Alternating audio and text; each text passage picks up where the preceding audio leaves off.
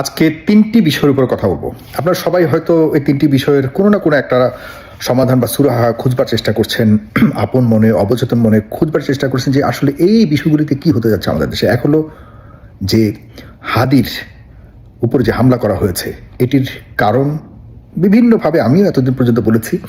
আর দ্বিতীয়ত নির্বাচন কি সঠিক সময়ে হওয়া উচিত কি না বা হবে কি না আদতে কি মনে হচ্ছে এখন আজকে এই সময়ে দাঁড়িয়ে। আর তৃতীয়ত হলো সবচেয়ে ইম্পর্ট্যান্ট, এটি হলো যে হাদির এই ঘটনার পর দায় আসলে কারা নিল, এখানেই কি শেষ? দেখুন, হাদির ঘটনাটা ঘটলো, আপনি শেষ পর্যন্ত শুনবেন, আমার ভিডিওটা শেষ পর্যন্ত শুনবেন। আর আপনাদের একটা কথা বলে রাখে, আমি গালি দিয়ে কথা বলি না, সুতরাং আমার হয়তো বিশাল ভক্তকুল নেই। আপনারা যারা আমাকে ভালোবাসেন তারা দল মত নির্বিশেষে সকল দলের পক্ষে আমি কথা বলি, বিএনপির কথা বলি, জামাত ইসলামের কথা বলি, যে ভালো করে তার পক্ষে কথা বলি, যে খারাপ করে তার সমালোচনা করি। সুতরাং সকল দলের মানুষ আছেন, সবাই আমাকে আজকে হয়তো সকালে গালি দেন, বিকালে আমাকে আবার আপনাদের মনের কথা বললে আপনারা আমাকে ভালোবাসেন। এতটুকু নিয়েই থাকতে চাই, আমি একদম এক পক্ষে কারো একদম পুরোপুরি বিশাল পূজনীয় জায়গাতে আমি থাকতে চাই না। কারণ আমাদের দেশের মানুষ সকালে পুজো করে তো বিকেলে লাথি মারে, এই হলো। আর যেহেতু আমি গালি জানি না, গালি না জানার মতো একটা বড় ধরনের ল্যাকিংস আমার আছে, সুতরাং আমি হয়তো আপনাদের প্রিয় জায়গায় সবসময় থাকতে পারবো না, আমার এখানে একটা দুর্বলতা রয়েছে। যেটা বলছিলাম, এই সরকারের আর হাসিনা সরকারের মধ্যে কোন পার্থক্য আপনারা পাচ্ছেন বলুন তো? এত বড় একটা ঘটনা ঘটলো, কত বড় একটা ঘটনা ঘটলো। হাদির যে জানাজার নামাজ হয়েছে বাংলাদেশের ইতিহাসে, বাংলাদেশের ইতিহাসটা আমার কাছে মনে হয় যে কোনো দেশের ইতিহাসে, যে কোনো দেশের ইতিহাসে এত বড় মুসলিমদের জানাজা হয়েছে কিনা আমি সন্দেহ করছি। এত বড় জানাজা হওয়ার সুযোগ নেই। এর একমাত্র কারণ হাদি সবার ছিল, কোনো এক পক্ষের ছিল না। ঠিক আমি যেখানে থাকতে চাই আমি হাদির মতো হতে পারবো না, তবে এটা ঠিক হাদিকে কেউ নিতে পারেনি, নেয়নি, হাদিকে মূল্যায়ন করা হয়নি। এই যে আজকে যে ছেলেগুলি 24-কে পুঁজি করে পকেটে ঢুকিয়ে 24-কে বিক্রি করে এখন ওই এমপি মন্ত্রী হবার দৌড়ে আছে, এরাও যারা ওই নতুন নতুন দল করেছে আমাদের পুরো 24-কে তাদের নিজস্ব বংশীয় সম্পদ বলে তারা সামনেও অনেক কিছু পাওয়ার আশায় দৌড়াদৌড়ি করতেছে, এরাও এই হাদিকে পাত্তা দেয়নি। আরও অনেক কথা এগুলি বলবো, হাদিকে পাত্তাও দেয়নি, হাদিকে তাদের কাছে ভিড়তেও দেয়নি, অনেক ঘটনা ঘটেছে। যেটা বলছিলাম, এই সরকারের পক্ষ থেকে কোনো ধরনের রিয়াকশন দেখেছেন? কোনো ধরনের সরি ফিল করতে দেখেছেন? এই যে আইন শৃঙ্খলা রক্ষাকারী বাহিনীদের দায়িত্বে যারা ছিল অন্তত তাদের পক্ষ থেকে তো একটা প্রোটেস্টিংয়ের একটা এক্সপোজিশন তো দেখার কথা ছিল, যে হ্যাঁ আমরা এই দায় নিয়ে আমরা আমাদের জায়গা থেকে পদত্যাগ করছি, আমরা দুঃখিত, আমরা এমন একজন মানুষকে রক্ষা করতে পারিনি যেখানে সবসময় আমরা জানতাম যে ইলেকশনকে সামনে রেখে যে কোনো ধরনের বিপদ আসতে পারে। সেখানে কোনো একজন এমপি তো আর নাই যে দায়িত্বশীল এই সিন্ডিকেট সরকার, মানে হল ডক্টর মোহাম্মদ ইউনূসের নেতৃত্বে যে সিন্ডিকেট একটা সরকার চালাচ্ছে, এই সিন্ডিকেটের কেউ কি পর্যন্ত বলেছে যে এই দায় নিয়ে আমি সরে গেলাম অথবা আমরা সরে গেলাম? তাহলে শেখ হাসিনার আমলের মন্ত্রীরা যদি এরকম ধরনের আচরণ করে থাকে, আমরা কেন সমালোচনা করেছি? কেন তাদের সমালোচনা করে আমরা তাদেরকে পতন করতে বাধ্য করেছি, পতন হতে বাধ্য করেছি, এবং তাদেরকে দেশ থেকে তাড়ানোর জন্য সবাই নেমে পড়েছিলাম কেন? এই সরকারের তাহলে কি পার্থক্য আমরা দেখতে পাচ্ছি? এই সরকারের স্বরাষ্ট্র উপদেষ্টা এতটা নির্লজ্জ, এতটা বেহায়া, এতটা মানে অপদার্থ, এতটা অযোগ্য আইজিপি, স্বরাষ্ট্র উপদেষ্টা, ক্যাবিনেট যতগুলি আছে এর মধ্যে কাকে আপনি যোগ্য বলবেন? লেখেন তো। আপনাদেরকে আমি বলি, আপনারা বলুন তো, এই 18 কোটি মানুষকে চালাবার মতো একজন যোগ্য লোক এই বর্তমান সিন্ডিকেট সরকারে আছে? ডক্টর মোহাম্মদ ইউনূসের কথাটা আলাদা, ওনাকে সম্পূর্ণভাবে আলাদা মানে ডার্কে রাখা হয়েছে। আমি বিশ্বাস করি উনি সোশ্যাল মিডিয়া চালান না, উনি প্রচুর কাজ করতে হয়, সারা দুনিয়াতে ওনার কানেক্টিভিটি রাখতে হয় আমাদের দেশের প্রয়োজনে, কিন্তু ওনাকে যারা গাইড করে বাংলাদেশের বর্তমানে কারেন্ট ইস্যুসগুলি, তারা সম্পূর্ণ ওনাকে ডার্কে রেখেছে, অন্ধকারে রেখেছে, এবং তারা একরকম তাকে সব কিছু থেকে দূরে রেখেছে। সুতরাং আমি আপনাদের কাছে বলতে চাই, এই সরকারের যারা দায়িত্বে আছে, আইজিপি, কমিশনার, ঢাকার কমিশনার এবং স্বরাষ্ট্র উপদেষ্টা, এবং মাঝখানের মন্ত্রী একটা আছে খোদা বক্স, এই খোদা বক্স সাহেবের কোনো কি দায় নাই? আপনারা যারা দেখছেন আমার ভিডিওটি, অবশ্যই আপনারা যদি মনে করেন এই লোকগুলির একসাথে এদেরকে তাড়ানো উচিত, এই ক্যাবিনেট থেকে প্লিজ এটাকে শেয়ার করে তাদের কান পর্যন্ত পৌঁছাই দেন।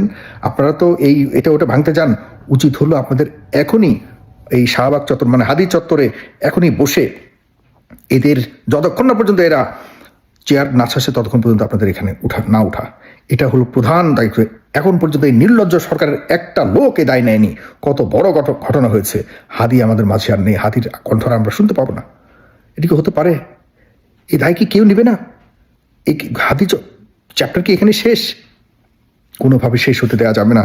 হাদির মৃত্যুর পর আমাদেরকে অবশ্যই একটা না একটা উদাহরণ তৈরি করতে হবে যে এভাবে কারো জীবন গেলে এটা হবে। এই উদাহরণ যদি না তৈরি করতে পারি তাহলে সামনে আরও জীবন যাবে। আমরা এভাবেই চ্যাপ্টার ক্লোজ করে আবারও নতুন করে মৃত্যুর অপেক্ষা করতে হবে। প্লিজ এটা করবেন না। দল মত নির্বিশেষে অন্তত পক্ষে সার্বভৌমত্ব রক্ষার জন্য যে কোনো ধরনের হুমকিকে সবাই একসাথে মোকাবেলা করুন, তাহলে সবাই বাঁচবেন। কেউ এককভাবে আর হুমকির সম্মুখীন হবেন না। আমার কথাগুলি লিখে রাখুন, আপনার প্রয়োজনে নিজেরা বিশ্লেষণ করুন। অন্ততপক্ষে সার্বভৌমত্বের প্রশ্নে ঐক্যবদ্ধভাবে সবাই মোকাবেলা করতে হবে। এখানে কাউকে কোনোভাবে ছাড় দেওয়ার সুযোগ নেই। 2, নির্বাচন কি হওয়া উচিত? আমি মনে করি নির্বাচন অবশ্যই হওয়া উচিত। 12 তারিখ ফেব্রুয়ারি যত ধরনের ষড়যন্ত্র করা হচ্ছে নির্বাচনকে বানচাল করবার জন্য, পেছানোর জন্য, বিভিন্ন পাড়ার লোকজন যেভাবে সক্রিয় হচ্ছে, এই হাদির আপনার মনে রাখেন, হাদির যখন ঘটনা হলো এরপর প্রথম আলো, উদিচি, ছায়ানট এগুলি ভাঙতে যাওয়ার জন্য আপনারা অনেকে ডাক দিচ্ছেন, মনে করছেন অমুকের ডাকে তমুকের ডাকে বুঝে সবাই গেছে। যারা যাচ্ছে এদের পরিকল্পনা কি এটাও বুঝতে হবে। এরা কাদের হাতে হাত মিলিয়ে কি করছে এগুলি বুঝতে হবে। এদের উদ্দেশ্য কি? আমরা তো মনে করি আমি ডাক দিচ্ছি বুঝি চলে গেছে, ভাঙতে এত সহজ না। যারা ভাঙতে গেছে তারাও কারা এটাও বুঝতে হবে। আমার ডাকে কি আদতে আমার সেই দেশের পক্ষের মানুষ যাচ্ছে কি না সেটাও বুঝতে হবে। যারা যাচ্ছে তাদের উদ্দেশ্য কি এগুলি বুঝতে হবে। এত সহজ না হিসাবগুলি।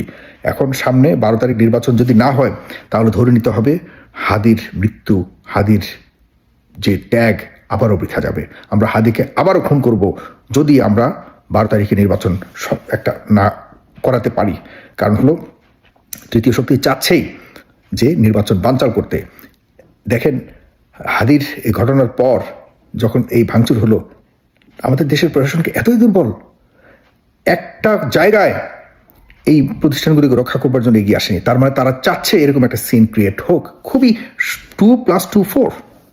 দেখুন আরও অনেক কিছু আছে, আমি জাস্ট তাড়াহুড়ো করে বলছি, ভিডিওটা শেষ করবো এখনই। আপনারা একটু মিলিয়ে দেখবেন, একটু মাথাটা খাটান, একটু মাথা খাটান। বিএনপি জামাত ইসলামের দাবি নয়, এটা এখন আমাদের সবার দাবি হওয়া উচিত। নির্বাচন হতেই হবে, এই সরকারকে এখান থেকে তাড়াতে হবে। এরপর অন্য কোনো শক্তি কোনোভাবেই যাতে সুযোগ না পায়। অবশ্যই এরপর প্রয়োজনে একটা গণতান্ত্রিক সরকার আসার পর, প্রয়োজনে 6 মাস পর, 1 বছর পর, 2 বছর পর, হোয়াটএভার, যদি কোনো সংকট আসে আবারও নির্বাচন হয়, আবার গণতান্ত্রিক উপায়ে নতুন সরকার আসবে। কিন্তু এখন একটি নির্বাচন অবশ্যই হওয়া উচিত, যেটির পক্ষে আমিও ছিলাম না। আমি মনে করি যে এখন নির্বাচন হওয়া উচিত, কারণ এখানে অনেক ধরনের ষড়যন্ত্রের ডালপালা চতুর্দিকে ছড়াচ্ছে। এই ব্যাপারে আমাদের সবাইকে সচেতন হতে হবে।